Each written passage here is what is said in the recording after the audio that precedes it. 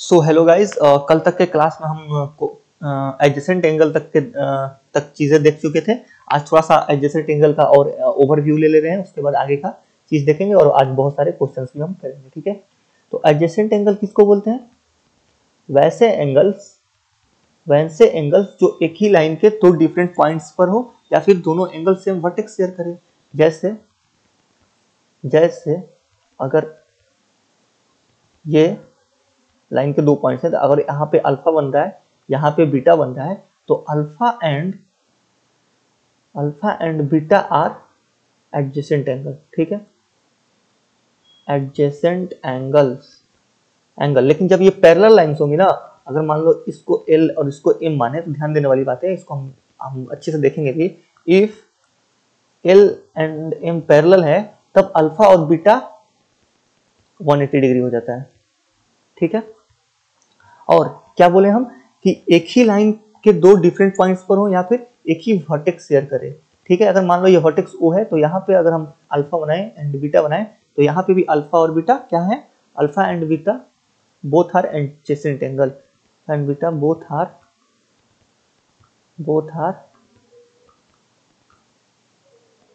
Adjacent angle. ठीक है ना। उसके बाद कुछ और चीज हम देख लेते हैं। अगर मान लो कि दो पैरेलल रेखा है, ठीक है, दो पैरेलल लाइंस है और कोई इसको एक थर्ड लाइन इंटरसेक्ट करे, L and M, L parallel M है, तो इसमें क्या होता है वो चीजें हम देख लेते हैं। 4 5 6 7 8, इसमें जो कोरेस्पॉन्डिंग एंगल्स किसको बोलते हैं हम देख लेते हैं। कोरेस्पॉन्डिंग एंगल्स, इसमें जो angle 1 equal to angle 2 and angle 3 equal to angle 7, उसी प्रकार angle 2 equal to angle 6 and angle 4 equal to angle 8। ये क्या हुए? ये सारे कोरेस्पॉन्डिंग एंगल हुए। ठीक है, अब हम अल्टरनेट एंगल देख रहे हैं। ठीक है, अल्टरनेट एंगल भी दो टाइप्स के होते हैं, एक इंटीरियर अल्टरनेट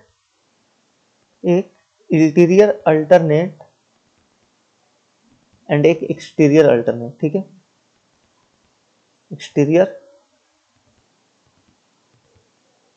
अल्टरनेट। ठीक है, जैसे इंटीरियर अल्टरनेट की बात करें तो angle 4 is equal to angle 5 and angle 3 is equal to angle 6। उसी प्रकार अगर हम एक्सटीरियर एंगल की बात करें, एक्सटीरियर अल्टरनेट एंगल की, तो angle 1 is equal to angle 8 and angle 2 is equal to angle 7। ठीक है, अब देख लेते हैं थोड़ा vertically opposite angle. Vertically opposite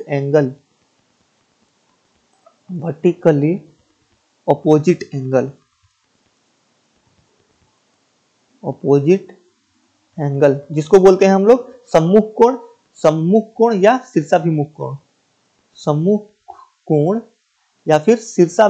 कोण। ठीक है, कॉरेस्पॉन्डिंग एंगल को बोलते हैं हम लोग संगत कोण और अल्टरनेट एंगल को बोलते हैं एकांतर कोण आपस में देख लिए बराबर होता है, एकांतर कोण।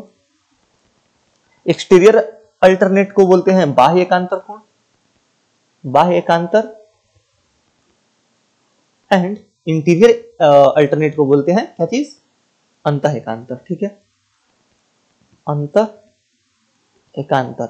इसमें देख लेते हैं सम्मुख कोण जो होते हैं ना, शीर्षाभिमुख कोण, वो भी आपस में इक्वल होते हैं। Angle 1 is equal to angle 4, angle 2 is equal to angle 3, उसी टाइप से angle 5 is equal to angle 6 and angle 7 is equal to angle 6। ठीक है, अब शीर्षाभिमुख कोण कैसे बराबर होते हैं हम एक तो देख लेते हैं ना, कि अगर पैरेलल लाइन है या थर्ड लाइन इसको काटे तो इनका स्लोप इक्वल होता है, दैट्स व्हाई कॉरेस्पॉन्डिंग एंगल बराबर होते हैं। ठीक है, अगर हम शीर्षाभिमुख कोण की बात करें, ठीक है, तो इसमें 1 2 3 4 एंगल का नाम है। ठीक है, तो इसमें क्या होगा ना, angle 1 is equal to angle 3 होगा। कैसे? अगर हम देखें एंगल 1 प्लस एंगल 2 180 डिग्री के इक्वल होगा, ठीक है, और उसी प्रकार एंगल 2 प्लस एंगल 3 भी 180 डिग्री के इक्वल होगा, ठीक है। तो दोनों अगर जब 180 डिग्री के इक्वल हुए, दोनों जब 180 डिग्री के, यहाँ पे मैं लिख दे रहा हूँ angle 1 plus angle 2 is equal to angle 2 plus angle 3, because दोनों 180 डिग्री के इक्वल है तो आपस में ही बराबर होंगे। तो यहाँ से एंगल 2 कैंसिल होगा, दैट तो हमारे पास आएगा angle 1 is equal to angle 3। तो ये तो हुआ एंगल्स के बारे में। और कुछ हम जान लेते हैं, क्या जाने, चलते हैं कुछ क्वेश्चन देखते हैं। क्वेश्चन में अगर कुछ आएगा ऐसा तो उसी समय हम लोग देख लेंगे, ठीक है। पहली बात की हम कल पढ़ चुके थे कि कॉम्प्लीमेंट्री एंगल किसको बोलते हैं, सप्लीमेंट्री एंगल किसको बोलते हैं। आज उसी पर क्वेश्चन कुछ कर ले रहे हैं, ठीक है। अब पहला क्वेश्चन है हमारे पास, the major of the supplementary of an angle is 10 degree more than 4 times of original angle, ठीक है। Find the complementary angle of that particular angle. तो अगर मान लीजिए कि हम सोल्यूशन यहाँ पे मान लिया कि वो एंगल हम थीटा माने, तो इसका सप्लीमेंट्री एंगल मतलब 180 minus theta is an angle is 10 degree more then the 4 times of angle, मतलब कि इस थीटा के 4 टाइम के क्या है, 10 डिग्री ज्यादा है, ठीक है ना। 180 डिग्री माइनस जो इसका सप्लीमेंट्री एंगल है थीटा का, वो थीटा के 4 टाइम से 10 डिग्री ज्यादा है।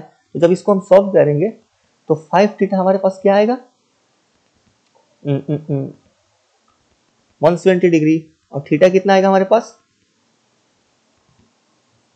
34 डिग्री। तो यहां से अगर हम क्या पूछ रहे हैं क्वेश्चन में, कॉम्प्लीमेंट्री एंगल पूछ रहा है ना, कॉम्प्लीमेंट्री एंगल। तो कॉम्प्लीमेंट्री एंगल के लिए हम जानते हैं कि जब दो अल्फा और बीटा कैसे कॉम्प्लीमेंट्री होते हैं एक दूसरे के, जब अल्फा और बीटा का सम 90 डिग्री होता है, then alpha and beta are complementary to each other. तो अगर हम 34 का कॉम्प्लीमेंट्री निकाले तो ऑब्वियस सी बात है कि हमें 90 में से इसको माइनस करना होगा। तो कितना आएगा 56 डिग्री, ठीक है, आंसर हो जाएगा। सेकंड क्वेश्चन देख लेते हैं, the supplementary angle of K is 12x plus 4 degree and the complementary angle of angle K is 6x, what is K. यहाँ पे एक चीज सीख ले रहे हैं हम लोग कि अगर कभी भी एक एंगल का कॉम्प्लीमेंट्री दिया हो और उसी सेम एंगल का सप्लीमेंट्री दिया हो, तब उन दोनों उनके कॉम्प्लीमेंट्री एंगल और सप्लीमेंट्री एंगल का जो सब्सट्रैक्शन होगा वो क्या होगा 90 डिग्री। जैसे अगर अल्फा का सप्लीमेंट्री कितना होगा 180 डिग्री माइनस अल्फा, और अल्फा का कॉम्प्लीमेंट्री कितना होगा 90 माइनस अल्फा। तो जब इसको हम इसमें से माइनस करेंगे ना तो हमारे पास 90 डिग्री आएगा। मतलब कहने का मतलब यही है कि अगर एक एंगल का कॉम्प्लीमेंट्री भी दिया हो और उसी सेम एंगल का सप्लीमेंट्री भी दिया हो, तो सप्लीमेंट्री और कॉम्प्लीमेंट्री का जो सब्सट्रैक्शन होगा वो 90 डिग्री के इक्वल होगा। वही सेम चीज यहाँ पे बात कर रहे हैं कि the supplementary angle of angle K is 4 degree. अगर इसमें से इसके हम कॉम्प्लीमेंट्री एंगल माइनस करेंगे ना तो वो आएगा 90 डिग्री के इक्वल। यहाँ पे हम देख चुके हैं कैसे 90 डिग्री आएगा, ठीक है। तो 6x हमारे पास कितना आएगा, 6x आएगा 86 डिग्री, ठीक है ना। अब हमारे से पूछ क्या रहा है, angle complementary of angle K is 6x, what is के। तो के का कॉम्प्लीमेंट्री 86 है तो के कितना होगा 90 माइनस 86, मतलब 4 डिग्री आंसर हो जाएगा, ठीक है। ये कॉन्सेप्ट इसको अच्छे से समझ लेना है, क्योंकि उस टाइम अगर हम ये करने लगेंगे 180 में से घटाएंगे उसके बाद 90 में से घटाएंगे तो ये थोड़ा सा टाइम टेकिंग हो जाएगा। तो इसको ऐसे ही याद कर लेना, ठीक है। अगले क्वेश्चन पे हम चलते हैं, क्या दे रहा है, X and Y are two supplementary angles, ठीक है। एक्स एंड वाई, एक minute, X and Y are two supplementary angles, मतलब कि एक्स प्लस वाई का सम कितना है 180 डिग्री है, दिया है क्वेश्चन में।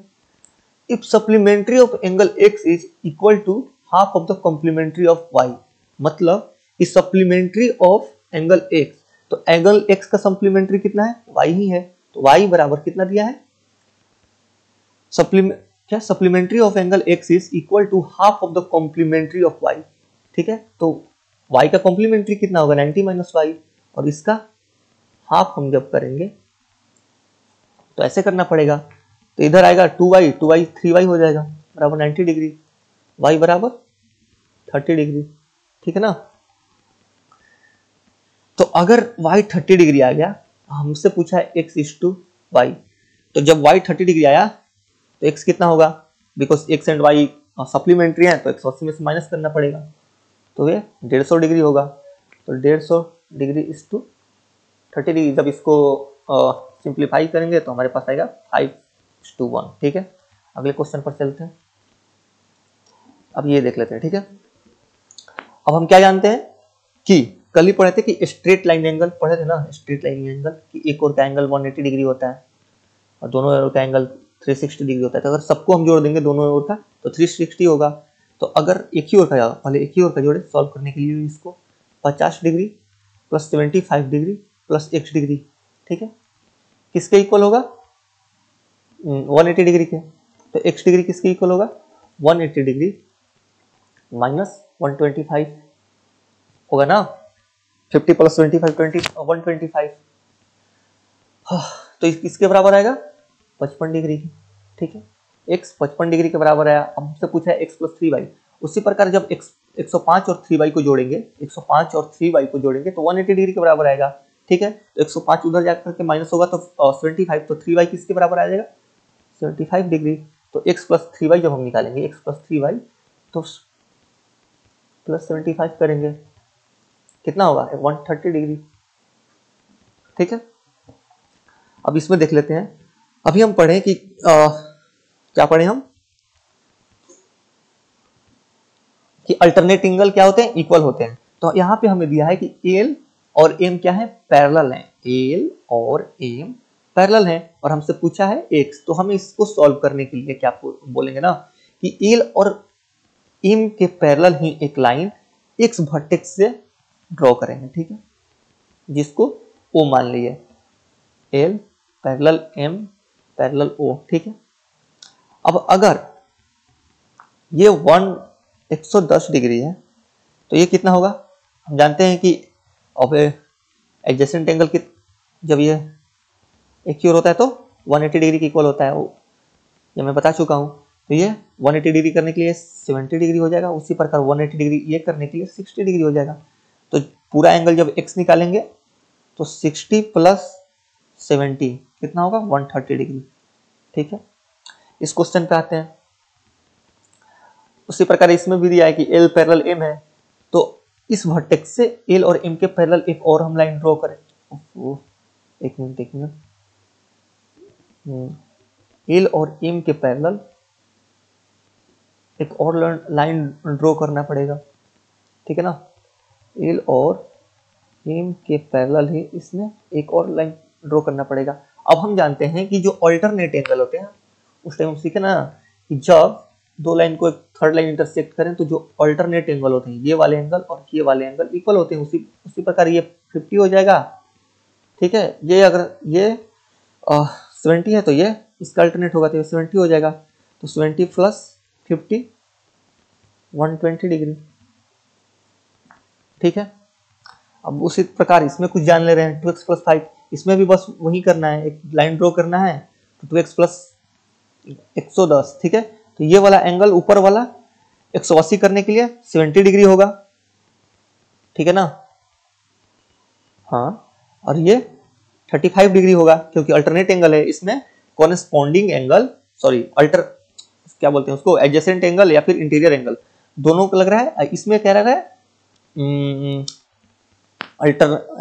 अल्टरनेट एंगल लग रहा है। ठीक है, तो 35 का 35 ही होगा और ये दोनों जोड़ करके 180 होता है, तो 110 यहाँ पे है तो ये 70 होगा। अब 70 प्लस 35 70 प्लस 35 किसके इक्वल होगा 2x प्लस 15 डिग्री के। 105 डिग्री माइनस 15 डिग्री बराबर 2x डिग्री, तो x कितना आएगा 45 डिग्री। ठीक है, कुछ और क्वेश्चंस देख लेते हैं।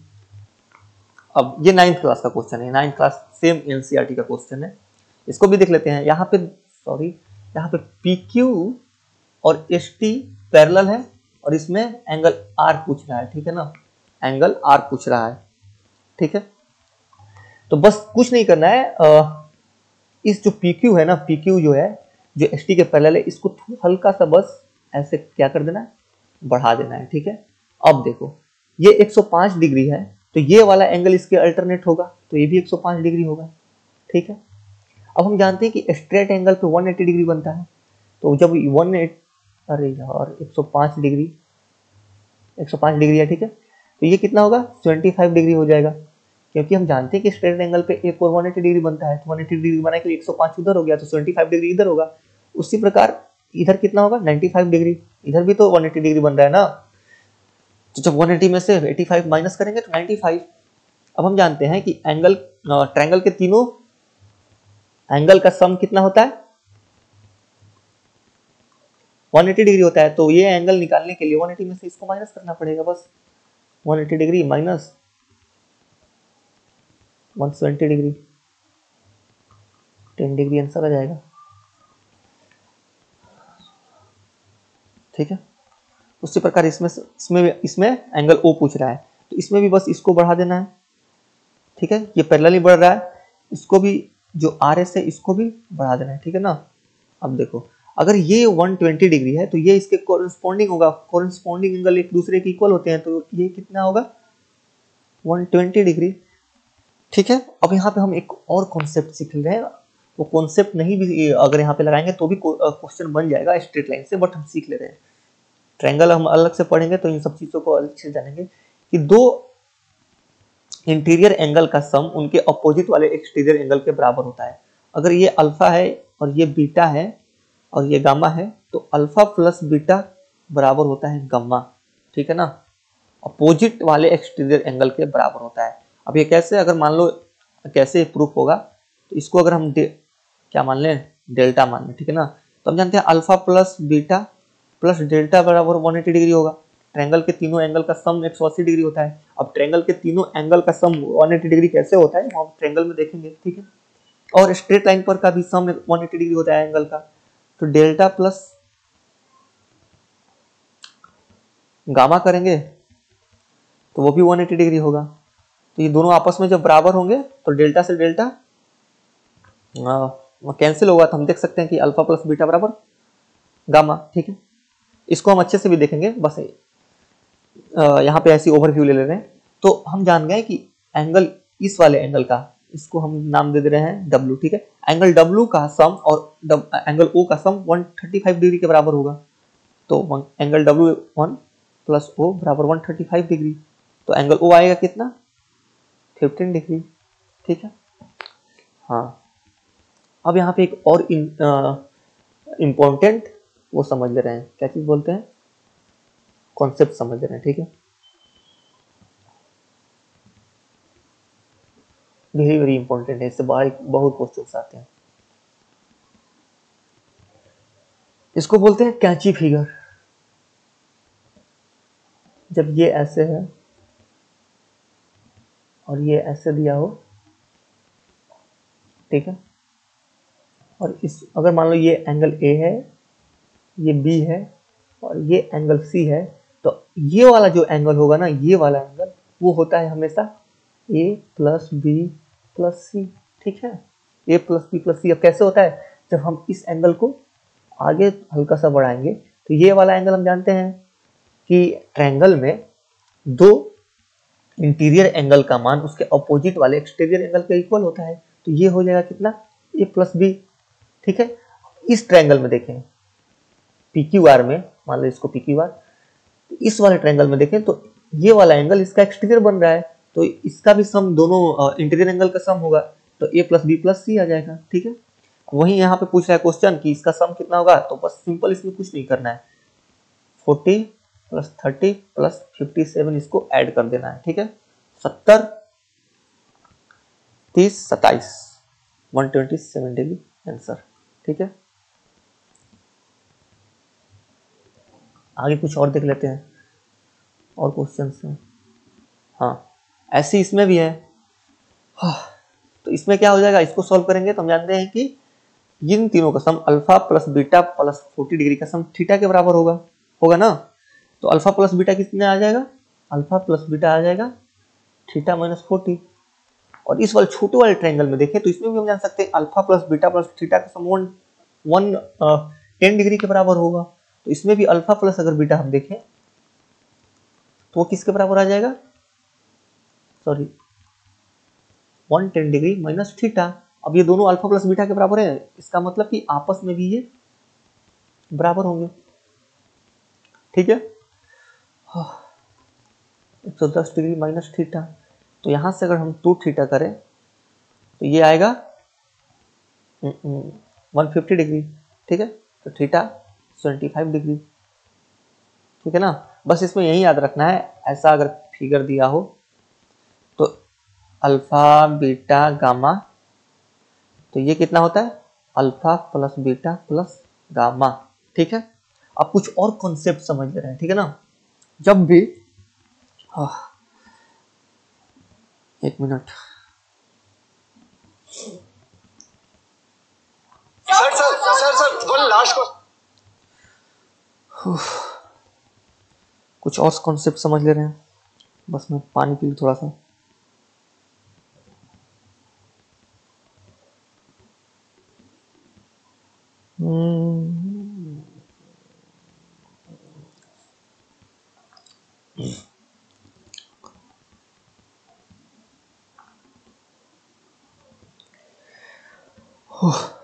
ठीक है, अब कुछ और कॉन्सेप्ट समझ ले रहे हैं। इस पे क्वेश्चंस तो कम ही आते हैं बट समझ ले रहे हैं। जब भी अगर हमारे पास 4 पैरेलल लाइंस दिए हो, ठीक है, 4 पैरेलल लाइंस दिए हो, ठीक है, इसको थोड़ा सा मैं इंक्रीज कर दे रहा हूँ, और इसको 2 लाइन इंटरसेक्ट करे, ठीक है, ठीक है ना। और इसका लेंथ हो मान लो ए बी सी के रेशियो में इसको इंटरसेक्ट करे, और इसको एक्स वाई जेड के रेशियो में इंटरसेक्ट करे, तो हमेशा क्या होता है कि ए बी और सी का ratio X is to Y is to Z के रेशियो के इक्वल होता है, ठीक है, ठीक है। या फिर A by B plus C का रेशियो इक्वल होता है X by Y plus Z के रेशियो के, या फिर B by A plus B plus C का रेशियो इक्वल होता है Y by X plus Y plus Z. ऐसे हम भी कर सकते हैं कि सी by A plus B plus C का रेशियो इक्वल होता है Z by X plus Y plus Z के, ठीक है। कुछ और देख ले रहे हैं इससे कि अगर मान लो कि 3 पैरेलल लाइन है, ठीक है, 3 पैरेलल लाइन है, और इसको 2 लाइन जब इंटरसेक्ट करे ना, 2 लाइन तीनों लाइनों को इंटरसेक्ट करे, ठीक है, एक्स रेशियो वाई में, एक्स रेशियो वाई में, ठीक है। और मान लो इस लाइन का जो लेंथ है ए है, और इस लाइन का लेंथ है जो बी है, ठीक है, और इस रेखा को या लाइन को ओपी मान लिए। तो ओपी जो होगा ना, ओपी क्या होगा, ए वाई प्लस बी एक्स बटे एक्स प्लस वाई। ओपी जो होगा, ये मास पॉइंट ज्योमेट्री का कॉन्सेप्ट है, अगर मैं मास पॉइंट ज्योमेट्री पढ़ाऊंगा तो अच्छे से इन सब चीजों पर चर्चा कर लेंगे, बस इनको अभी याद कर लेना है। ए वाई प्लस बी एक्स बटे कितना होगा, एक्स प्लस वाई, ठीक है। इस पर क्वेश्चंस कैसे आते हैं, क्वेश्चंस मान लो